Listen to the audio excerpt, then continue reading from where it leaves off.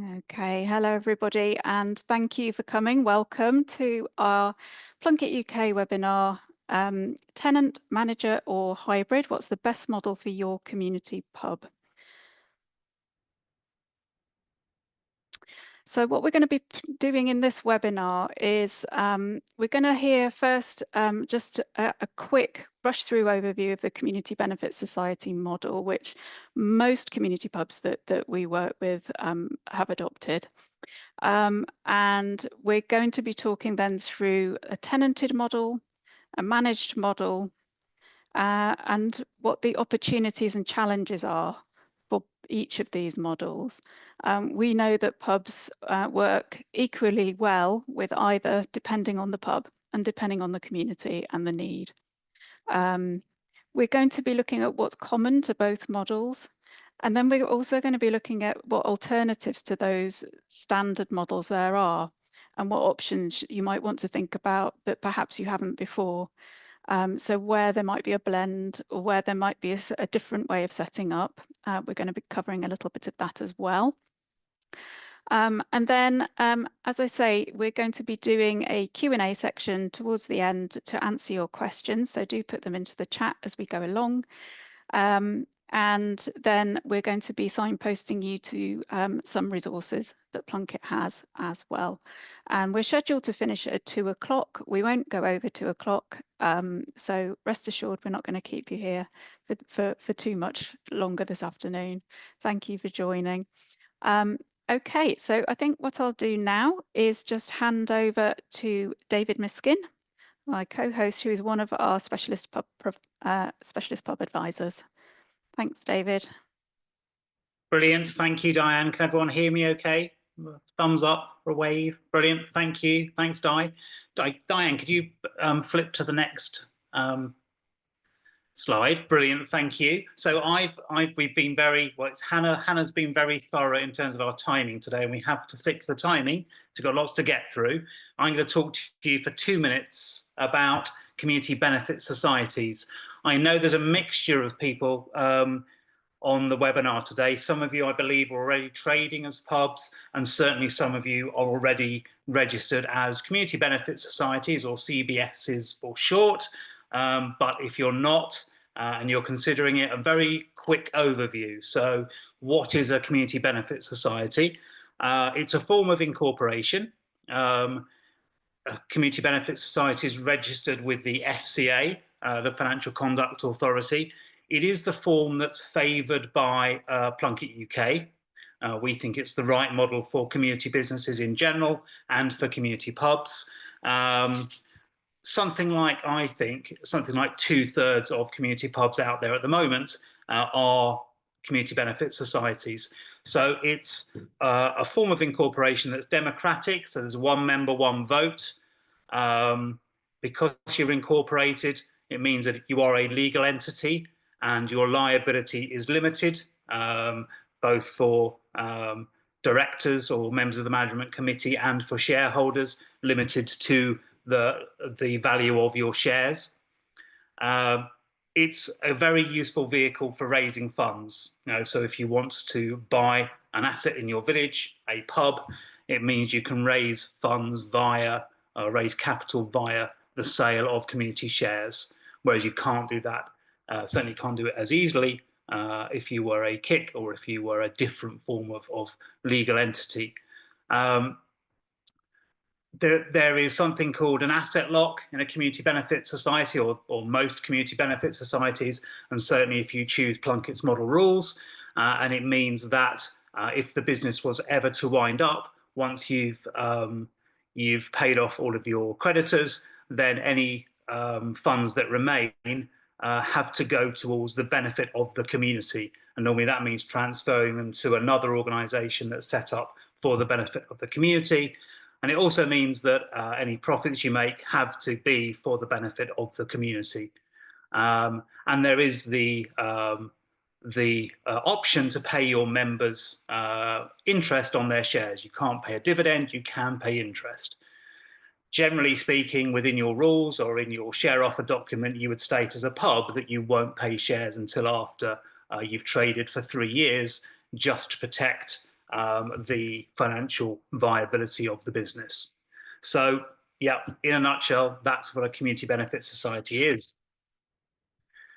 Di, I'm going to hand back over to you because this is the first exciting bit today. You're going to run a little poll. So Thank over you, to you. David. Okay. Just 1 second, bear with me.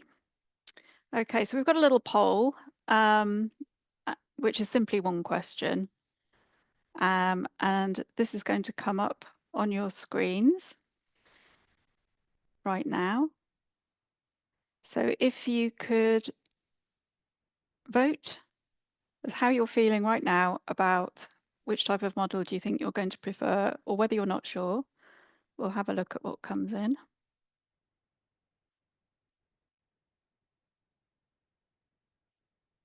The poll's working, which is good.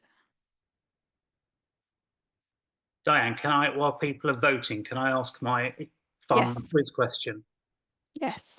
So if you have time, if you're interested, if you've voted now, there are around about 200, depending on how you define it, but roughly 200 community pubs in the UK. What do you think the most popular name for a community pub is? So it's not the Pink Flamingo, I can tell you that. But what do you think is the most popular name for a community pub? And if you get a second, put your answer in the chat. There is no prize for the winner, unfortunately, if you guess it right, but just for a bit of fun. The most popular name for a community pub in the UK. Pop your answer in the chat.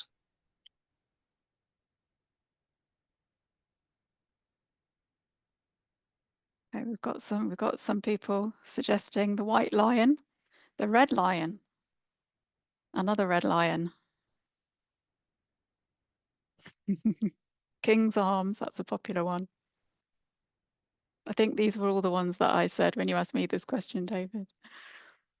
Yeah, they are. There's some good guesses. King's Head, yeah, there are some good guesses. There may well be a correct answer in there as well. Okay, so I think the poll has now finished.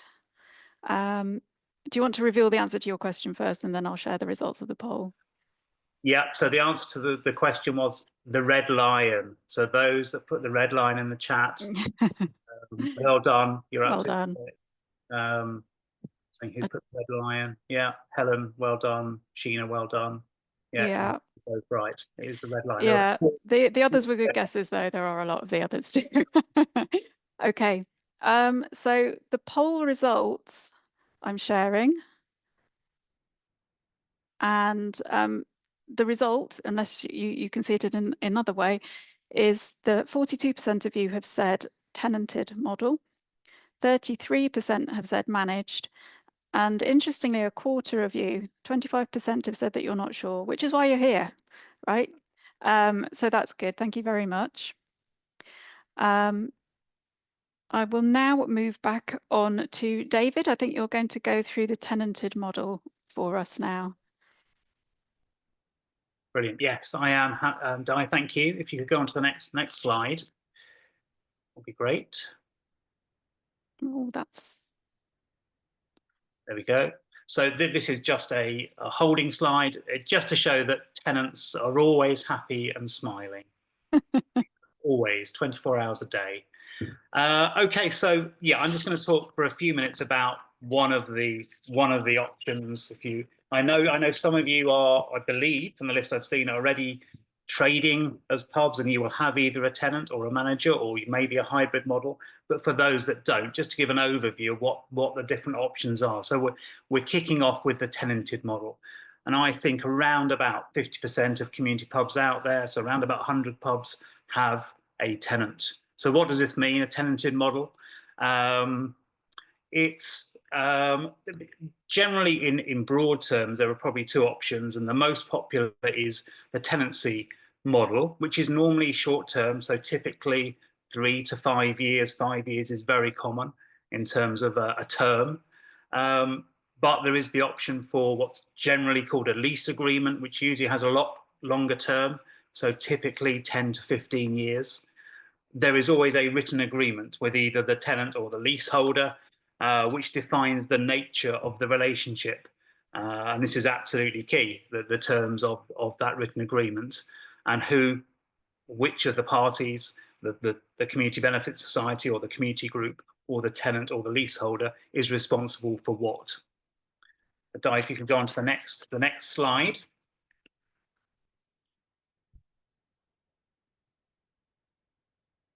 Okay, so yeah, this written agreement is really important when you're taking on a tenant or a leaseholder. So again, I know some of you will be very aware of this. You have your own written agreements, and you've spent a long time putting them together. But for those that don't, when you are looking at taking on a tenant or a leaseholder, the terms within this agreement are really, really important. So typically, they will include these, not exclusively these points, but these are some of the main clauses that will be in that written agreement. So the term, so how long will this agreement last? So, as I say, typically it will be 3 to 5 years as a tenant, but it could be a lot longer with a leaseholder. And absolutely critically for your financial model, what will the rent be? So you might state an initial rent. You may state that that rent will be reviewed, and the rent review is really important as well. In terms of the rent, your business model, your income as a tenanting pub, as the landlord, your income will primarily and almost in many cases exclusively be the rent you get. So you need to make sure that that rent covers all of your costs and expenses.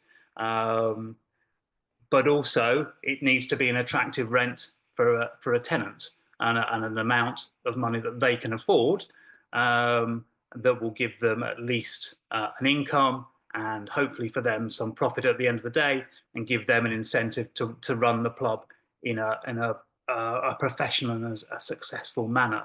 So that where you pitch that rent is really, really important.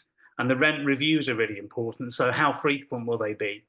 And on what basis? So traditionally in the sort of licensed trade, there would be rent reviews that are upwards only, for instance, so that you would agree, and that obviously favours the owner, but you would agree that you wouldn't ever put the rent down. So that's a consideration. I'm not saying that you should do that, but that's a traditional inclusion in an agreement. But is the rate of the rent based on what's called the full market rent? Could it be linked to turnover? Would it be a percentage of turnover? How would it be reviewed? On what basis?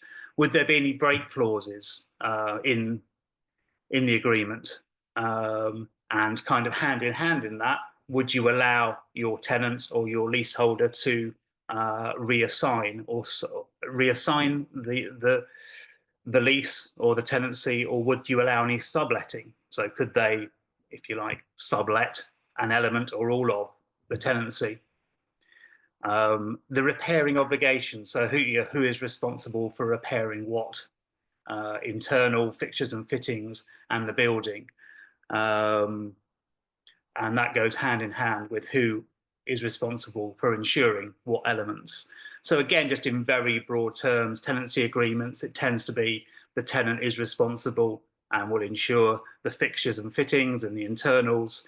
The owner will ensure the building. In a longer term lease, very often the leaseholder will be responsible, but it will be fully what's called fully repairing. So the leaseholder is responsible for the repair and the insurance of everything, the building and the fixtures and fittings. But these things do vary. A notice and probation period. How much notice has to be given by each party? Is there a probationary period? I heard from a pub, a community pub in Lincolnshire recently, who were really pleased they put a probationary clause in their tenancy agreement, because they had a tenant who, by everyone's view, maybe except theirs, the tenants, were not doing a very good job. They'd agreed to have a meeting to review within the first 3 months, and their probationary period was 3 months. And they agreed at that point to part ways. So having a probationary period can be very important. So that's just a bit of an outline of what an agreement should include and how important it is. Just a couple of things I haven't listed there. It's important to have something called the demise premises, which lists exactly what space and what is included in that rental or lease agreement. What is the tenant responsible for, and a schedule of conditions. So at the outset, exactly what condition everything is in and how it's expected to be maintained, so that during the tenancy period, or at the end of that tenancy period, it's absolutely clear what it should be returned in, what condition it should be returned in. And in terms of the community element, and this is something that Hannah will certainly talk a lot about later, and we'll cover later on in this webinar. You are a community group, and you will have set out in your business plan and if you've done a share offer document, you would have set out in there what that means. So what benefits you expect running the pub to bring to your community and different elements within the community. And that essentially, that's why you want to own the pub. That's why you want the pub to be up and running, to benefit those people in your community who live there and who live nearby. Now, very often there won't be clauses that cover that within the agreement, and typically there would be a side letter that accompanies the agreement, where you as the community group would set out your aspirations for the pub in terms of what benefits you're going to provide, what activities and services should be provided for people within your community. Now, it may well be, and I'm not a lawyer, I can't say definitively, but very often what's included in that side letter wouldn't be legally binding. And we will cover this later on. It's really important that when you're recruiting a tenant or a leaseholder, that you believe that they are sympathetic to the values that you hold for your community as a community pub, and that you can develop a relationship with those people, with the tenants, that will allow the pub to deliver those community aspirations, community services, community activities. But very often, as I say, they will be within a side letter rather than actually within the written agreement. Di, if you could move on to the next slide, that would be great. Yeah, so a little bit, I've probably only got about 2 minutes, but a bit more about the tenanted model. As we said, rent is your primary income. So as a financial model, it's pretty straightforward. The rent needs to cover your costs, which are primarily insurance, some professional fees, other costs for maintaining the building. The tenant, it's their business. It's their business they're running, or the leaseholder, and they are responsible for the running of that business, and they want the business to be profitable. And that's their main incentive, to make it a profitable business for themselves. And you should be in no doubt that that will be their key focus. So there may be some things that don't quite line up with your community aspirations. So, for instance, you may have said in your business plan you want there to be a daytime cafe for those people maybe that aren't so mobile, that are the elderly in the community, to give them a social hub during the day. Now, actually, the tenant may say, well, that doesn't work for us. It's not profitable. We can't do that, and we can't deliver that. We can't pay for the staff to run the cafe during the day. You may have aspirations as a community group to open certain hours, which may include a Monday evening or other times during the week, where the tenant may say, actually, we don't get many customers at those times and we don't want to open on those days. So it's very much about how you square that circle. So can you, for instance, have volunteers that will run the cafe during the day, so it's not coming out of the tenant's wage bill? Can you do that maybe on a Monday evening and have volunteers behind the bar on a Monday evening? Or can the society subsidise some of those costs? So that's always a consideration. Guy, if you could go on to the next slide. So we've titled this one sort of the tenant model, monitoring and support for the tenant. So I think you very much need to think of this as support rather than monitoring. Your tenant won't want to feel that they're being monitored all the time, but as a community group, you will want to work with that tenant because you want to try and deliver. You both want it to be a profitable, successful business. That's in the interest of both parties. But as a community group, you do want it to deliver what you said at the outset you wanted from the pub to support your community. So how do you do that? So you certainly should have regular meetings with a tenant to talk about those things and see how the business is going. And if it's a good tenant, they would want to meet with you and discuss that as well. Access to the tenant's accounts and having open books so that they share their accounts with you. Now, the tenant doesn't have to agree to that. It is their business. They don't have to do that, but it would be good from the community group's point of view if they were willing to share, so you could see and both learn, how the business is doing, when you're taking the money, what's selling, what's not selling, and share those things. But as I say, the tenant doesn't have to do that. It's their accounts, it's their business, but it will be good to share. And again, there may be certain events that you would have put on. We talked about, a cafe open during the day. Are there special activities that you want to run from the village based at the pub? The volunteers, there will be volunteers, we hope, and I'm sure some of you on the webinar today are trading pubs and have volunteers. How will they work with the tenant? How will they support those other activities? Can they support busy times during the day? And keeping those lines of communication open are really, really important. So, the tenant will have their view of how they want to run the business. It is their business. You will have a view of how you want the pub to run, but just making sure that you're talking, that you have those lines of communication. But also that, probably someone from the management committee will be nominated as the main link with the tenant. The tenant doesn't want to feel that they've got 12 members of the management committee on their back the whole time, giving them maybe conflicting messages, and that they've got 300 shareholders who are also going to tell them what they should be doing. It's how you communicate with them is important as well.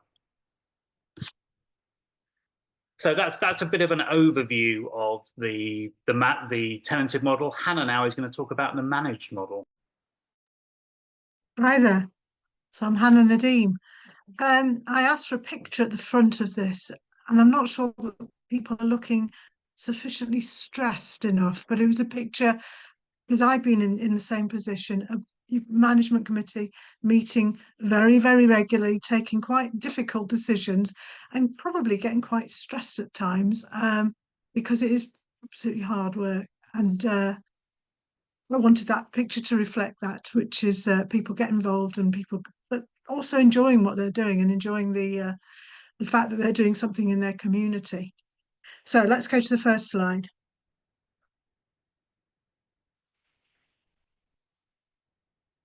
Okay. Basically, the management committee is providing what, in effect, a brewery or a pub co might provide for their manager in one of their managed pubs. And there's a hell of a lot of the back office things that pub co brewery would do that actually I'm not sure that people are always aware of. And so that responsibility is really now, it's definitely down to the management committee. So I've listed all sorts of things that you as a management committee will be responsible for. You may not do all of it, but you're absolutely responsible for all of it. I think what you would do as a management committee is actually have a much better working relationship, I'm hoping, than a pub co would have with their manager. So yes, stock control and those types of things are really important, and you will be doing that with your manager, but it's the how you do it in the systems. So when I was it's quite a few years ago, probably about 10 years ago, when I was involved with the Fox and Goose in Hebden Bridge, I went to visit another community-owned pub, as we all did or have done in the past. And one of the things that really struck home to me was the person in the pub said, you will be dealing with really, difficult HR issues. So I know that there's pubs where the manager has run off with the chef. The manager's run off with the chef and left the pub and left their other partner behind. There are people that come to work high on drugs. This happens. And as a management committee, you are responsible for dealing with that in terms of policies and procedures, but actually you will inevitably get involved in sorting out those issues.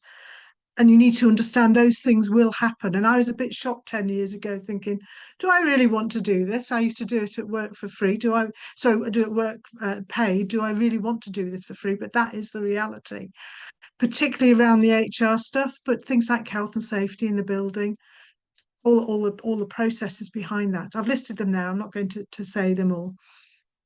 So I think if we go to the next slide now. I did one back. That's it. Okay, so here's some more things that you as a management committee will be responsible for. Some of these, I think you'll think, the manager will do that. And I think we need to think about to what extent can a manager do absolutely everything that you want them to. Certainly, I think I was guilty initially of thinking, the manager will do that. The manager will do that. Actually, you've got a manager working 35, 40 hours a week. It's not possible for them to do all that. And also think about what you might subcontract or what you might outsource to others. So something like payroll, or I know some people get stock management is done by someone else. Someone else does the stock take. Things like bookkeeping. But inevitably, the management committee is very much involved in the day-to-day operation of the pub. They need to monitor gross profit. They will be dealing with all sorts of things that is quite difficult to do. Something that I don't know. Setting up systems. You'd think it'd be easy. EPOS, electronic point of sale, the till. The Wi-Fi and the network. They take ages, and you've got to get it right. And of course, as many of us on management committees, we don't necessarily know the industry. And so we think, maybe the manager will help us. But actually, managers are coming from maybe where someone else has put all of those things in place and they're none the wiser either. So it might be sometimes a little blind leading the blind. So you really do need to put a lot of time and energy into working out what systems you need, particularly if your manager isn't there already. So you're putting in place systems for someone else to use, and you may not even have that manager in place yet. So it does take a lot more effort and work and research to make sure you get it right. Now, I think the good thing about what we have is there's a whole network now of pubs, and we have the Plunkett Facebook group, and I see people up there saying, can anyone help me with this, or can anyone help me with that? And so we do have resources, which is each other to help each other make decisions and figure out what's the best and learn from each other. So we are not all doing this isolated or alone. I think we'll go to the next slide, please. So who's actually running this entity? I think we were discussing it yesterday. I went to a community shares meeting, and basically groups understandably are working so hard to buy their pub and put a hell of a lot of effort into it, because actually it's a really hard thing. But then the people who are doing that thing are absolutely exhausted, and then they all want to leave. And they want someone else to come in. And I don't know if you will recognise that. I can't see everyone's faces, but so you do need someone to run that day-to-day operation. Quite often, and normally it's someone like a manager, maybe with a chef, and then an employed staff team. And that's quite normal and quite often. Some places have volunteers, and it is entirely volunteer run. And I think some people are quite shocked by that. But you've got a very small wet-led pub in a rural area. You're not getting all of the passing trade. It is fairly quiet. So volunteers will fully run that pub. Bear in mind that we've got lots and lots of community-owned shops may employ one manager, but mostly those shops are volunteer run. It's not impossible, and it may be absolutely right for your situation. So it's not unknown. And then there's sort of the mix of both. And I think David's referred to it already, you know, the idea of a tenant or someone running the pub, whether it's managed or tenanted, and then volunteers running some aspect of the provision to make sure that you're delivering what the community wants. And I think what's common with the tenanted model is that the management committee must support and meet regularly with the manager, at least once a month, if not more. And really, initially, it's once a week. So you are very much involved, I think. That's the main message. You are very much involved in the running of the day-to-day pub. You need to agree with the manager where their roles and responsibilities start and end, and where you as the management committee are supporting. And at the beginning, it's going to be tricky, but you find out the strengths and weaknesses of the manager, and then you figure out where can you, as a management committee, fill in some of those areas where the manager can't do or hasn't got time to do, and go from there. I think that's probably enough on the managed model. So I think we're going to talk about opportunities. So what we wanted to do is think about what are the opportunities of tenanted and managed, as well as what are the challenges. I think the opportunities for a group is that actually the tenant is taking those business risks. Some groups feel that they haven't got enough knowledge of the sector, and so they really don't feel that they're able to take that risk. Managed pubs would say, well, you know, you learn, and people do learn, and people do also have sector experts within their group, and it depends how ready you are as a group take that risk on behalf of your community. The tenant does have that sector knowledge and experience and brings a hell of a lot with them, and so you can actually really get up and running quite quickly. And then there is that time pressure on the management committee. Under the managed model, you are very much involved. And so with a tenanted model, there is much less time commitment and pressure on that management committee. In terms of the managed the opportunities for a managed pub, you really do have greater control over how the pub is run. You can have a discussion with your manager and say, right, we want to source more local products. We want to and task that manager with doing that. With the tenanted model, you can suggest it, but as David was explaining earlier, you cannot make it as a written, you will do this. So you do have much greater control. You can change the working hours, you can change what you do much more quickly than you could with tenanted, where you're making suggestions. Tax relief was mentioned in the comments. So for the managed pub, you are able to offer tax relief, but I would say, and you can't if it's a tenanted pub, because it's the government is not prepared to give that tax relief if actually in effect it's going to the tenant. That's how they see it. So I will give you an example. So Fox and Goose, we did offer tax relief, and I think it was one of the reasons why we went down that model. It wasn't the only reason, but it was one of the reasons. So as secretary, I sat there and I did all these hundreds of tax relief certificates, and there's still 50% of them uncollected. It wasn't the main motivation. So when we asked people, why did you invest? It wasn't for the tax relief. It's because they wanted the pub open. So I think you need to understand the extent to which the tax relief is a driver for your community. There's no right answer to this. It might be really, really important for you to get it over the line, in which case it might be something that pushes you to say, right, we'll have a managed pub, but the implications are greater. So you really need to think about it. I think for a managed pub, you develop a much better practical understanding of the business and the sector. And you're much better able to jump in. So things happen, whether it's a managed pub or a tenanted pub, the person goes at short notice.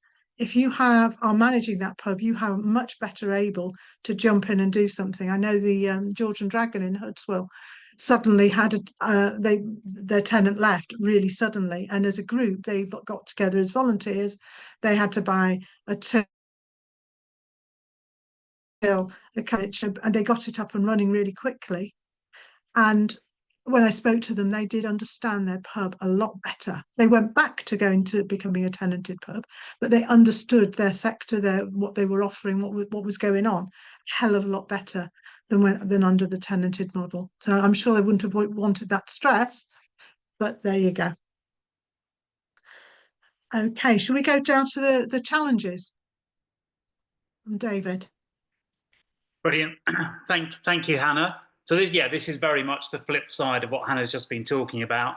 What are the challenges of both these models? And it's kind of the reverse of the opportunities. So if you are taking on a tenant, as we've both already said to this point, you do have less control.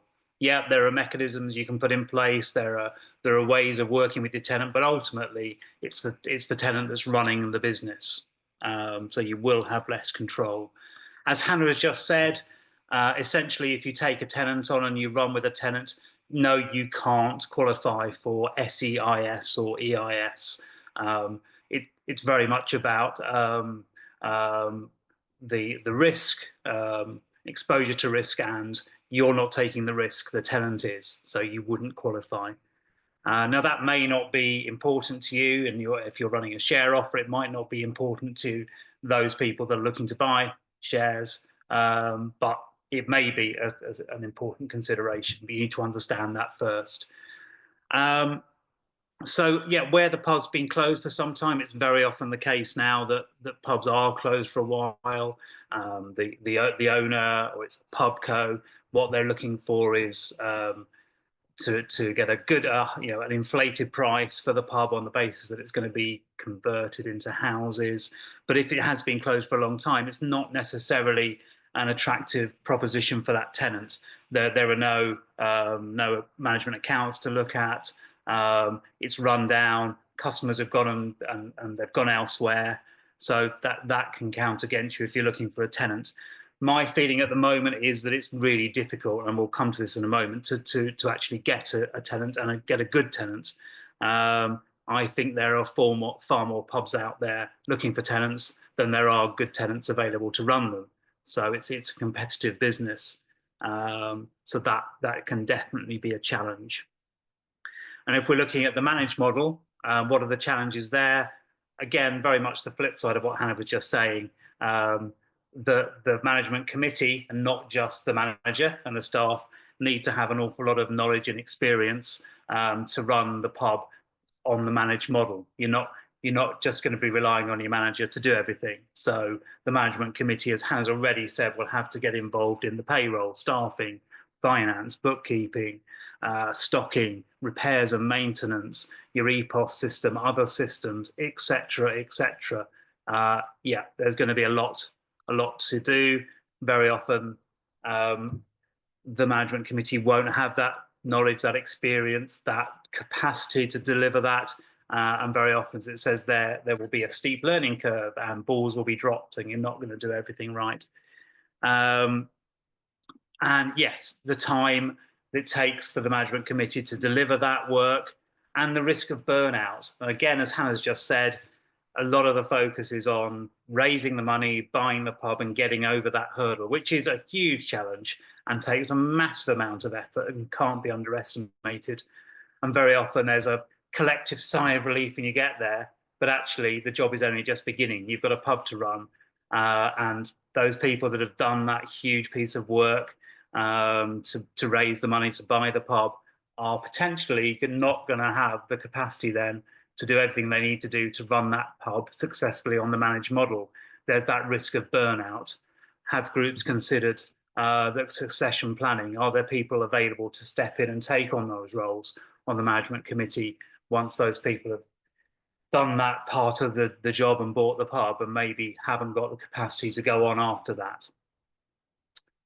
So yeah, that's the challenge, or those are the challenges in summary. Hannah, if you can, sorry, Di, if you can go on to the next slide.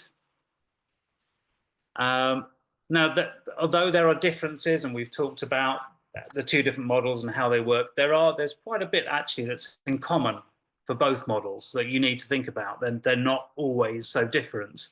And I just want to highlight what some of those factors are that are common to both models. The first one I've just kind of alluded to, recruitment and retaining either a manager or a tenant, or let's say a good manager or a good tenant, is absolutely critical. How you go about doing that, and it's normally really difficult. So whether you're employing a manager, whether you're taking on a tenant, it's not going to be easy to do that. It's going to be difficult. I'll talk a little bit about recruitment. I would say on balance, it's probably easier to recruit a manager, but that will very much depend on the circumstances of your particular pub. If you're looking to recruit, there are lots of ways of doing that. So putting together a good pack of information for your manager or your tenant is really important. Tell them what a community pub is. Lots of people don't understand what is a community pub. What does that mean? Give them an outline of the pub itself, what the community and the village is like. There's several examples out there of groups that have done that recently. So where do you advertise? Where are you looking to recruit from? Do you do that locally? How much do you spend on advertising? Do you go to local press and radio? Do you use social media? Do you use one of the online publications such as Dalton's, very traditional way of recruiting? The more recent sort of online publications such as Find My Pub or My Hospitality? Do you go to a traditional agent like Florets or Sydney Phillips? Do you use a trade agent? Do you use a recruitment agency to recruit someone? Do you use a pub broker? So many different ways of doing it, and it's about how you strategize that and what's the best method for you. There's a couple of groups I know I've worked with recently. So the Ash Tree in Ashenden, which is in Buckinghamshire. There's the Fisher's Arms in Horncliffe and Berwick-on-Tweed. They've been looking to recruit tenants now for probably the best part of 6 months. And that, to be fair, their model was based on them starting with a manager while they then went out and recruited a tenant, but neither of them have been successful so far. But I think, on my view, is they're both doing a great job, and they're kind of doing everything they can to recruit a good tenant, but they haven't got anyone yet. So that's recruitment. We talked about good, open and honest communication. That's either with your manager or with your tenant. That's absolutely essential. We've talked a fair bit about that already. You need to have a contingency. So if your manager quits without giving you any notice, if your tenant walks out, it happens all the time, unfortunately. It doesn't happen all the time, but it happens reasonably frequently. So have you got a contingency plan? Is someone else trained up? Is someone else qualified with a personal license that can step in and take on the designated premises supervisor role? Is there someone that can actually go in and manage the pub at short notice if your tenant or your manager walks out?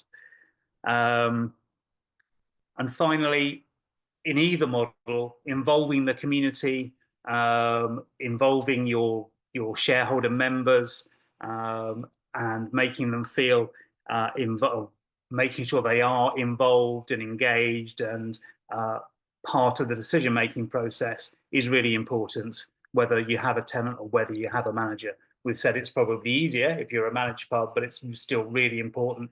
Whether you take on a tenant or you have a manager, you're still going to have shareholder members who want to be involved and engaged, and it's really important. They're also your customers. They're probably your volunteers. So keeping them involved and engaged is incredibly important. It's common to both models. Okay, I'm now going to hand over to Hannah, who's going to talk about the sort of various other alternative options or hybrid models. That's not quite necessarily a managed model per se, or a tenanted model. Hannah, over to you. David, thanks. I think every single one of our organisations is very different, and there's no right answer. And it's not a binary choice of tenanted or managed. It's not like that. I think what each of our groups needs to think about is, what's most important to us. There's lots of things that are most important. We've written all sorts in our grant applications to COF and in our share offers and this, that and the other, but actually it's really focusing what's most important and focusing on that, and then figuring out what's going to deliver that. Because sometimes we make a choice on the management model, but actually it's really what will help us deliver what we really, really want. For some, it's going to be, we just want the pub open. We want food and drink in our local pub, end of. They're not really bothered. So to expect people to get involved and set up clubs and this and that and get really involved is not realistic.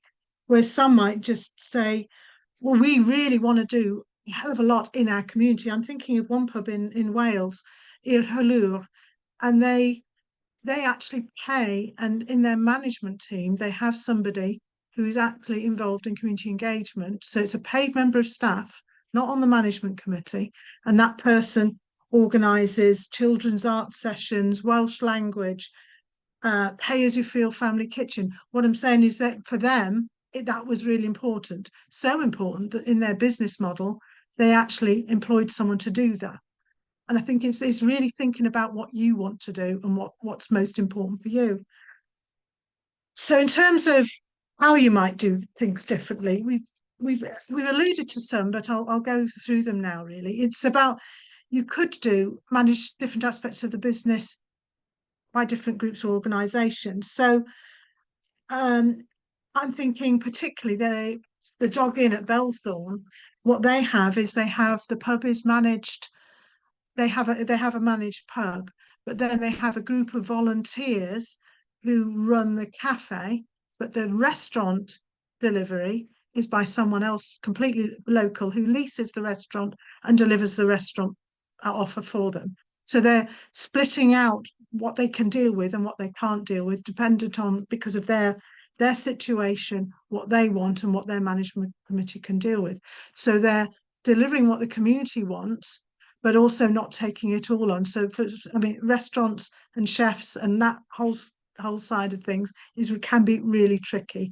And as we know, I think a lot of you will already know, recruiting chefs is really difficult, and keeping them is even harder. So that's one way of doing things. Thinking about, okay, we've got a tenant. So the tenant might run the pub, but we want to have that cafe. It's really important to us. So we will run the cafe either within the pub or separately with an agreement, and needs to be discussed obviously at the beginning. So you'll run the cafe with volunteers or separately with paid staff or with a different provider altogether, but you can split it out. So think about how your business could be split up separately and how you could manage it differently. It doesn't have to be all one thing or all of the other. Another way you could do it is think about that pub management team.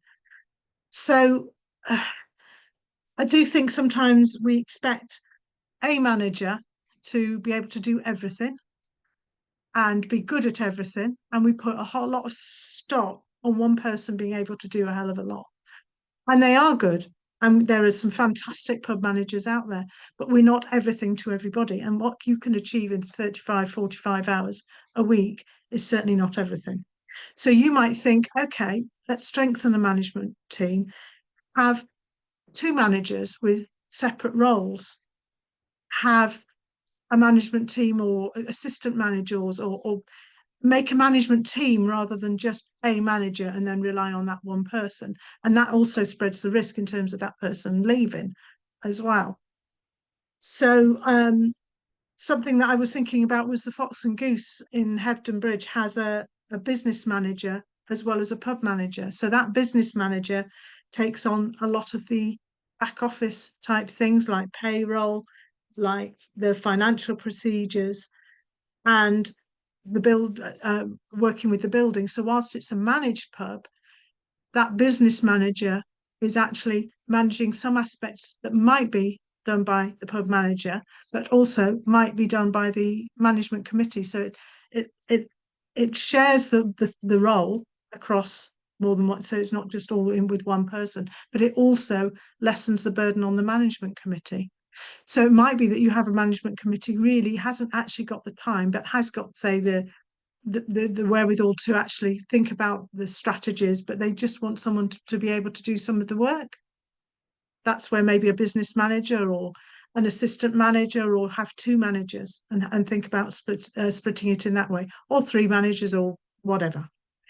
The other thing that you could do is a phased approach. Certainly we've got many pubs, I think, who are doing big refurbishment projects. They've actually started the pub up again. It might have been closed for a number of years. So really they're not starting from scratch, because people still have been trying to buy that pub in some cases for a number of years. So they've got it back up and running.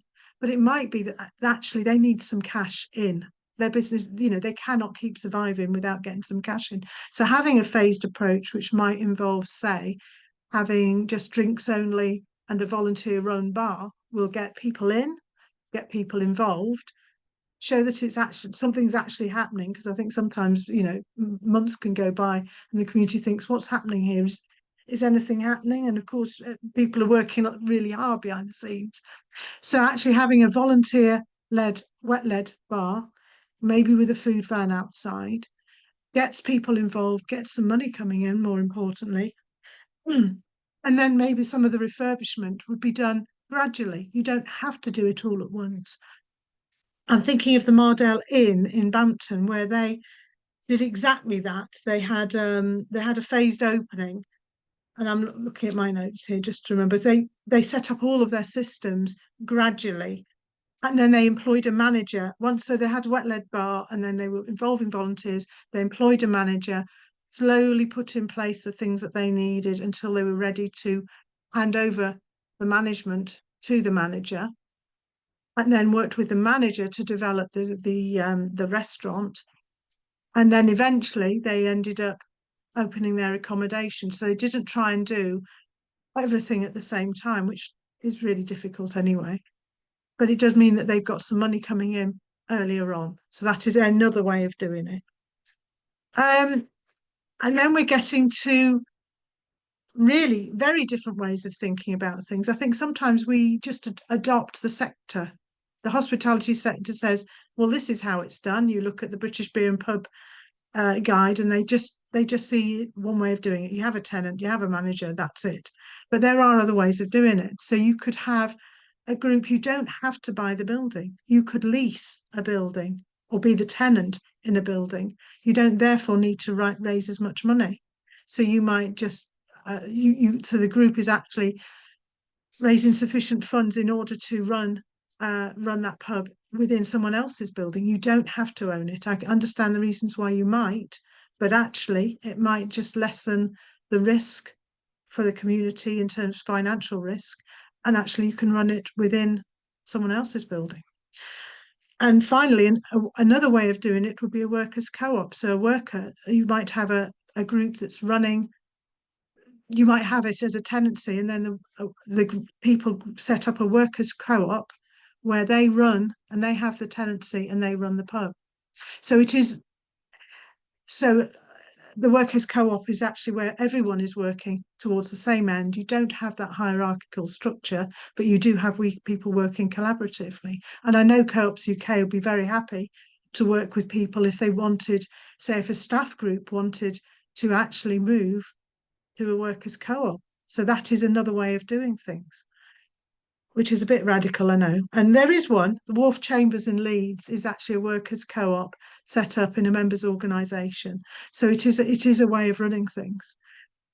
And a multi-stakeholder co-op is where actually the members are the customers, they are the workers, they are suppliers, they're everyone involved, every stakeholder involved in that pub can become a member. So it's a very different legal structure. It's not a community benefit society, but it's actually involving all of the people that are involved in that pub as stakeholders, and they all invest and they all get involved in one way or another. And I think that's, in terms of alternatives, I was going to ask David, is there anything that you wanted to add in terms of alternatives? Yeah, thank you, Hannah. That's really good. And just a couple. Again, I wouldn't necessarily recommend this as a model for everyone, but just different ways of doing things.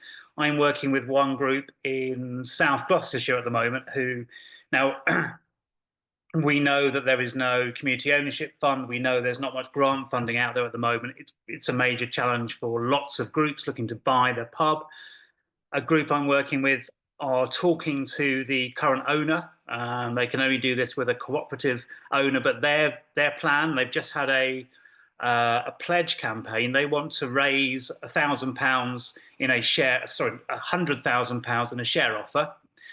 They will then spend that money on renovating the pub.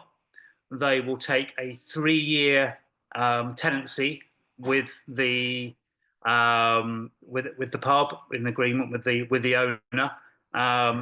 They will pay very little rent, a peppercorn rent, and at the end of that 3-year period, they will do another share offer, and they will have first refusal on buying the pub, and they think they can, with the profits they make in those 3 years, and a second share offer, they will then raise enough money to buy the pub at that stage.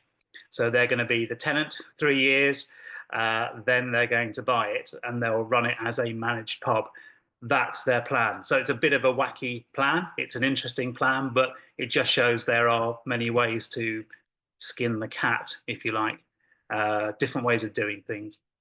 And then another one I was going to mention is that there are a number of pubs that are owned by the parish council. So taking out a public's work board loan to buy the pub. You can't then on loan that loan, but the pub can be owned by the parish council and run by a community benefit society. So there are a couple of those. I think the first one that I was aware of was the White Horse in Church Fenton in North Yorkshire. There was another one in Long Parish in Hampshire, and they've been running successfully now for a couple of years. So essentially, the Community Benefit Society run the pub as the tenant. They pay rent to the parish council, and that rent covers the repayment of the loan that the parish council have taken out to buy the pub. So another consideration, you need to have a qualified and interested and cooperative parish council to be able to do that, but it's another possibility. Just wanted to add those things, Hannah. Throw them in there. And I was going to mention the public works loan. There's another one in Welling, I think it is, where it's actually it's owned by the parish council. You'd be surprised how many are owned by parish councils. It's quite interesting. Anyway, shall we now go to the next slide, I think? Please, Diane, thanks. So we're coming towards the end. We're going to answer some of your questions and give you a chance to ask more questions in a moment. But we just want to kind of summarize this in terms of what are your next steps. So we know some of you out there are already running pubs. You've asked about how do we transition to a different model, but what do you as a group need to do next? It depends where you are on your journey. But what we'd stress is that do your research and keep an open mind. If you're writing a business plan, Hannah and I and the other advisors are aware that you kind of need to, at that point, pin your sort of colours to your mast and say, we're going for a tenancy model, and therefore this is what the model looks like, these are what the financials look like, or we're going for a tenanted model and this is what it looks like. But behind the scenes, whatever you've written in your business plan, do keep an open mind and be flexible and have the ability to be nimble and flexible, because you don't know what opportunities might come up or how things will go for you. Again, we've said this all the way down the line. It's not just about the management committee and what you think. Make sure that you're involving and informing your community. I spoke to a group yesterday who had pushback from their shareholders that they weren't being kept informed, that this is a group who are soon going to be launching a share offer, and they've been told by the community, actually, we don't really know what's going on, keep us informed. So at all stages, make sure you are informing your community, and if you then have shareholders, keep them informed and in the loop. And just make sure that you know what, if you've done a survey, then fantastic. If you haven't, do a survey of your community to understand what they want, and make sure that you articulate that as part of your vision. And yeah, as I think Hannah said this, it's not about replicating what other people are doing. It's very much going to be about your circumstances, your community, your village, your pub, and do what's right for you.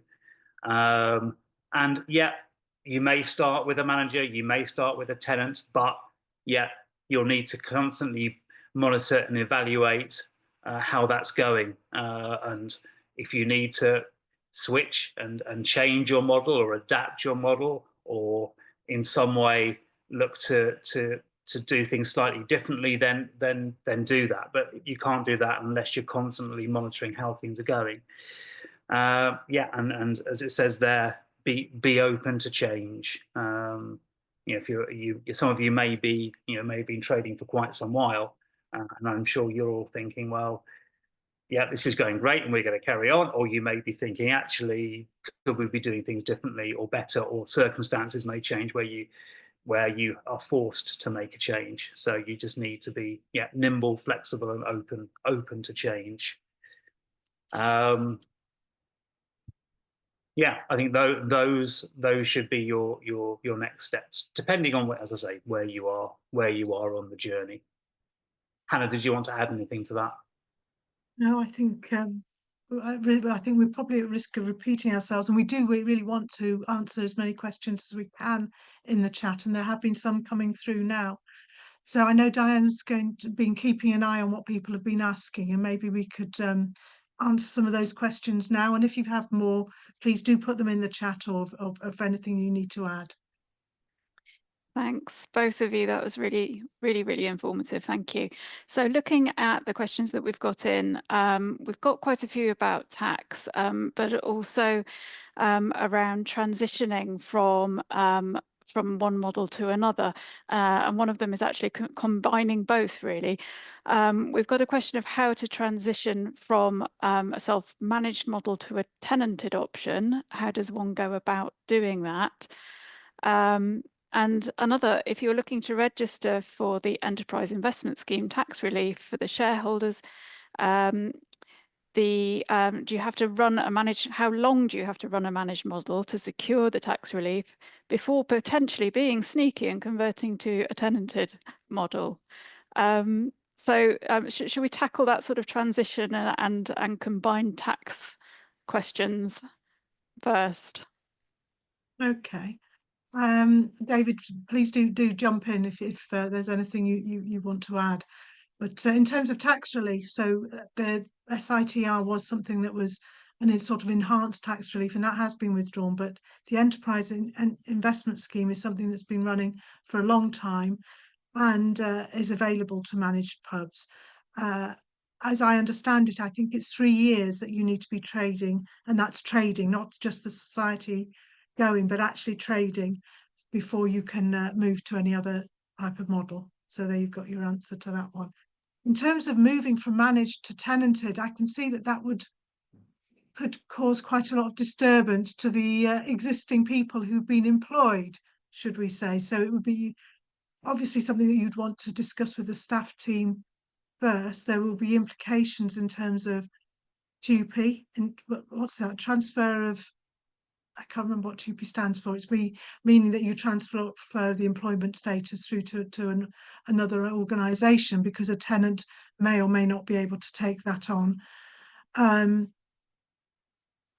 In terms of actually how you approach that, I mean, it would also be talking to your community as well, because they started with one journey, and it needs to be explained to them why you want to do what you want to do, and what the implications are for them, because clearly you've got a staff team who are employed directly by you, and now you're suggesting that actually the tenant would come in, and that would be really quite a different arrangement.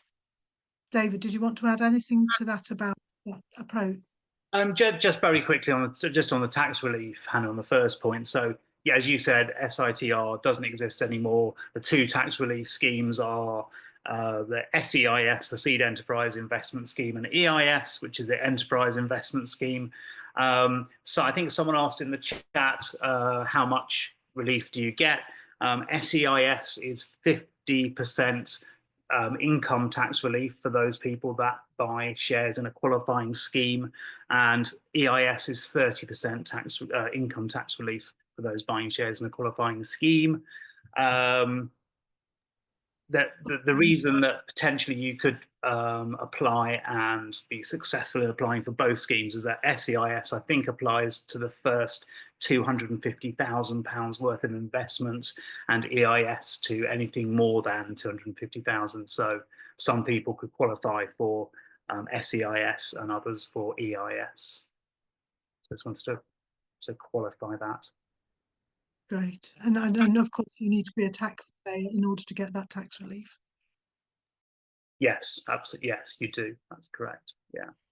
In terms of that transition from a managed pub to a tenanted pub, are there any other considerations? Obviously, the staffing issues, but is there anything else to add in terms of the approach in terms of members and also those staff? Yeah, I think members is an important one, Hannah, isn't it? It is about keeping people. Clearly, you want to be able to be nimble and to move quickly if opportunities arrive, but don't forget your shareholder members. Don't forget that it's about the community, and keep people informed at appropriate times and in the loop. That's really, really important, because yeah, Chinese whispers and in villages, word gets around and can be misconstrued. So just being very clear in your communication, I think, is really important if you're looking to take on a different model and a different way of running your pub. Okay, and another tax question. Do SEIS and EIS apply to share offers for a long established and already trading 7 for 7 years managed pub? I think they can. Yeah, I think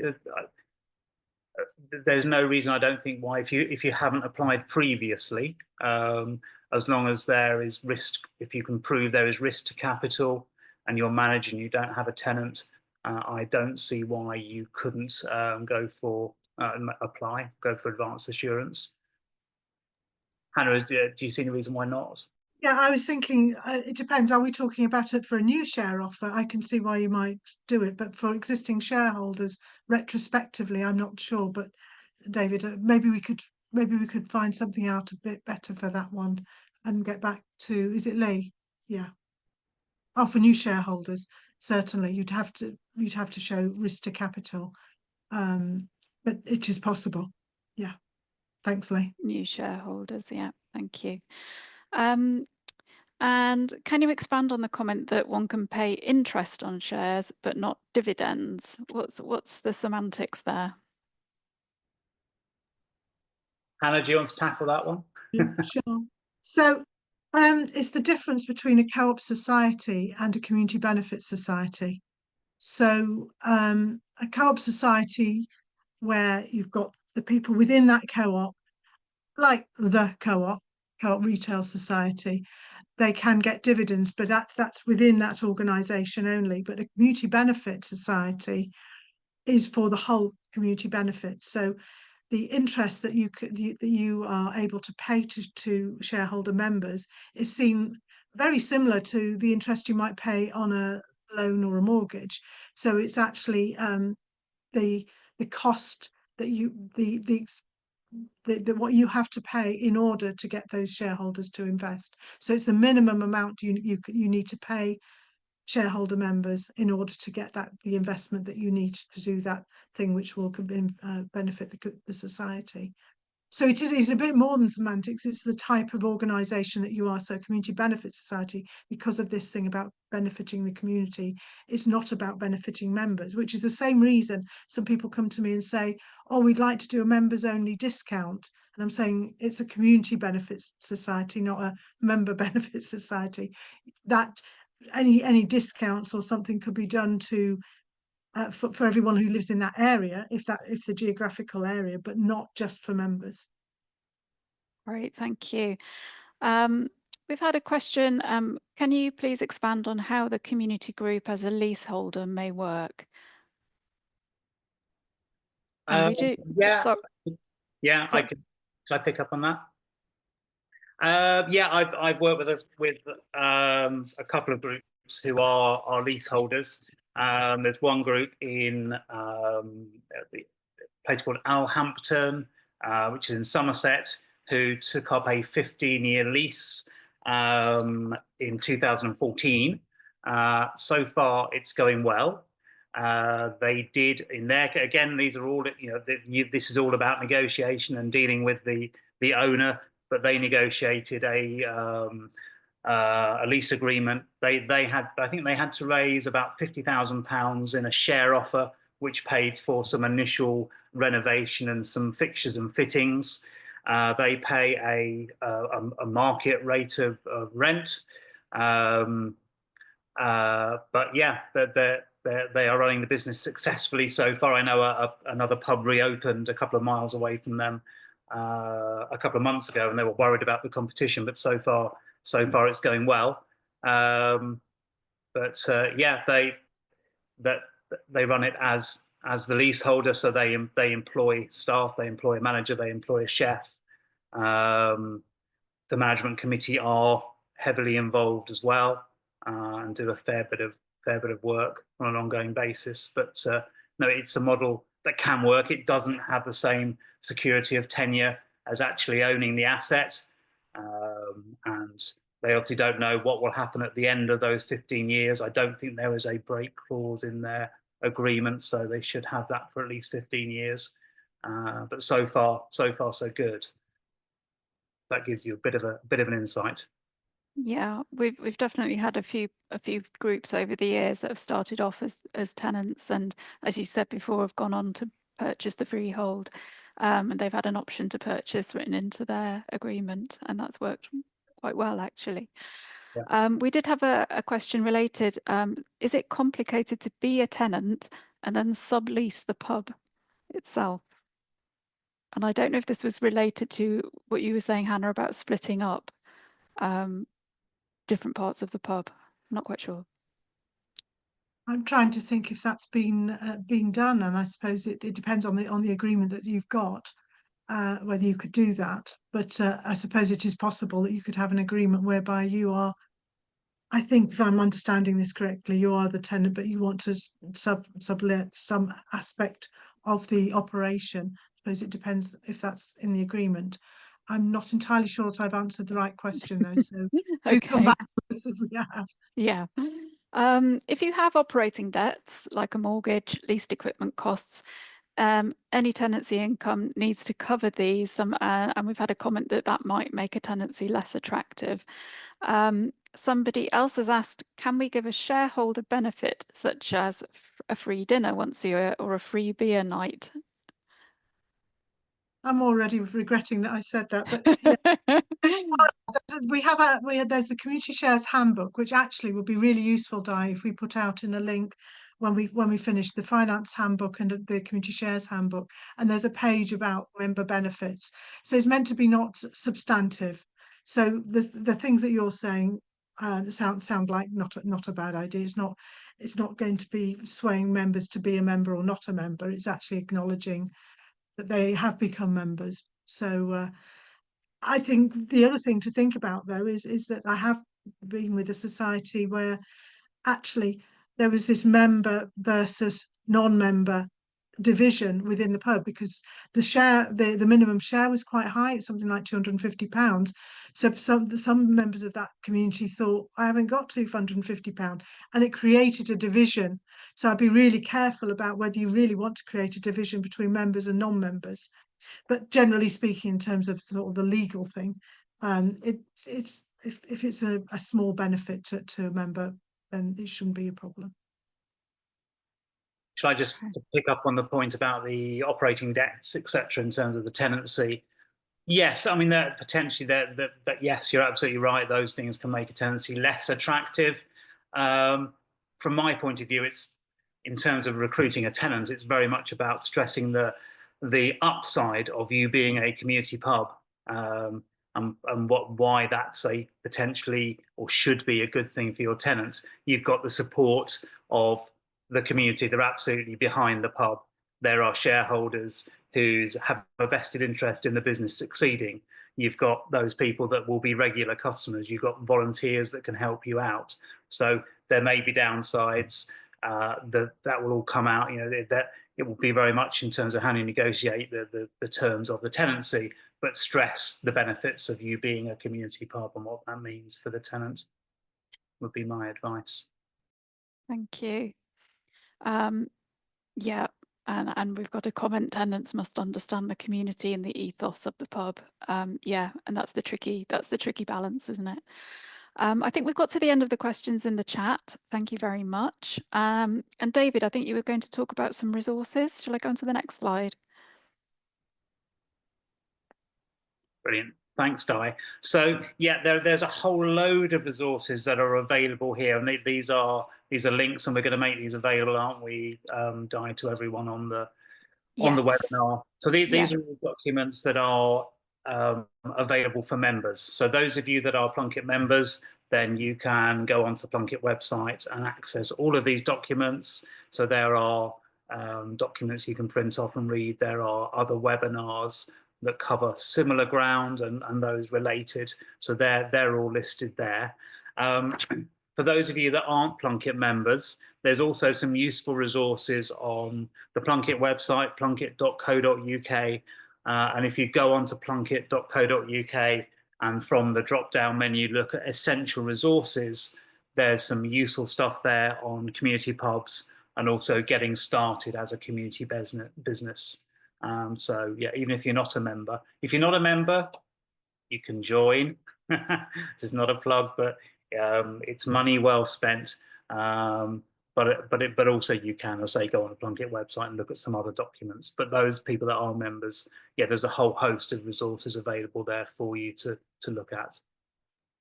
Thank you. Yes, and the slides are going to be shared with you in an email, and the recording of this webinar will be freely available on Plunkett's YouTube channel, and we will send the link in the email that we send you, as well as some follow-up answers to questions perhaps as well, if we have extra thoughts to put in.